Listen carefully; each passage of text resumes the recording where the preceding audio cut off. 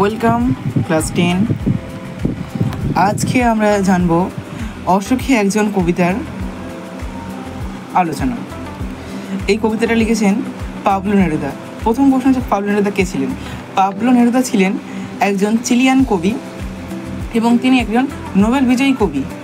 তিনি নোবেল পুরস্কার পেয়েছিলেন এবং তার পুরো নাম রেক্তালি রিকার্দো রেয়েন্স বাসোয়ালতো। তাহলে শুরু করা যাক।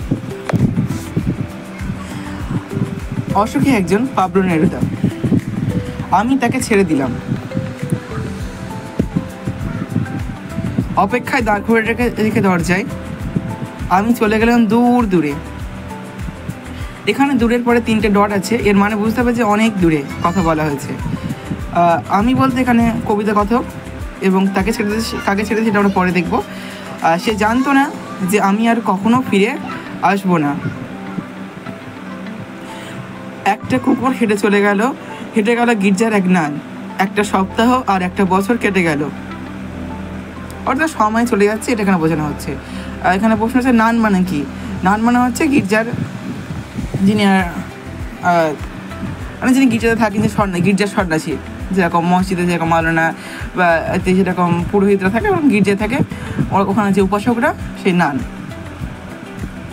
একটা সপ্তাহ আর একটা বছর কেটে গেল, বৃষ্টিতে ধুয়ে দিল আমার পায়ের দাগ। মানে যেরকম স্মৃতি জন্মায়, আবার স্মৃতি মানুষের মানে সময়ের সাথে সাথে স্মৃতি মুছে চলে যায়, স্মৃতি মানে মনে থেকে মুছে যায় বা চলে যায়, সেরকম এখানে বোঝানো হচ্ছে। ঘাস জন্মালো রাস্তায় ঘাস জন্মেছে। এরপরে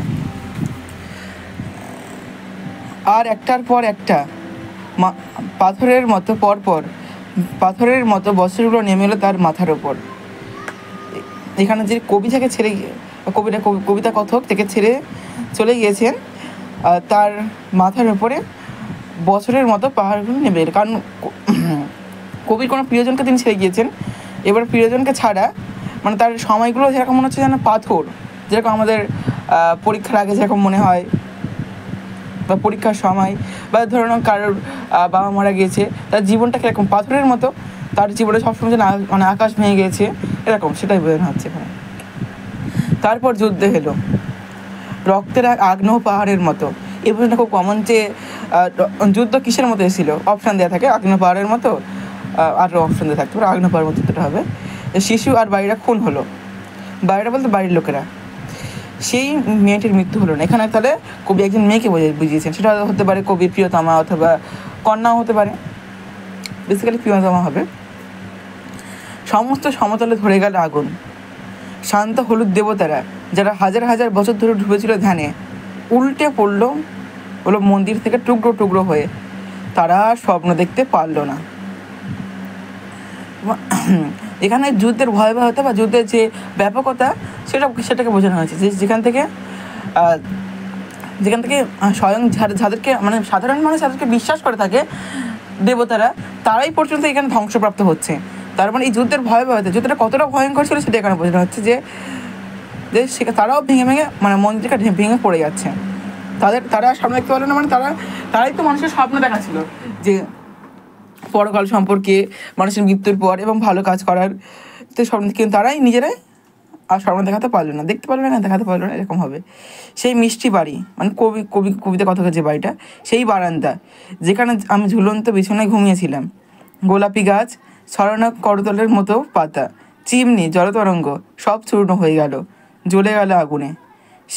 যেখানে ছিল শহর, সেখানে ছড়িয়ে রইল কাঠ কয়লা, দুমড়ানো লোহা, মৃত পাথরের মূর্তির বিভৎস মাথা, যে মন্দিরগুলো সেগুলো তার মাথা, রক্তের একটা কালো দাগ।